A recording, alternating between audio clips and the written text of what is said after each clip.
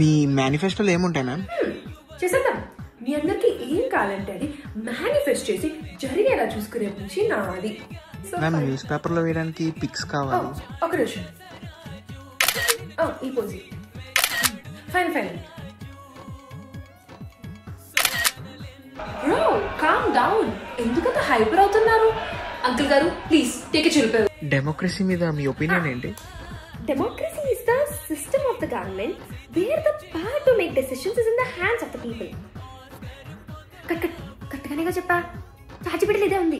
Okay, ఈసారి ట్యాక్సెస్కి వస్తే over thinking మీద ట్యాక్స్ లాంచ్ చేద్దాం. దీని విధంగా మనం చాలా డబ్బులు సంపాదించవచ్చు.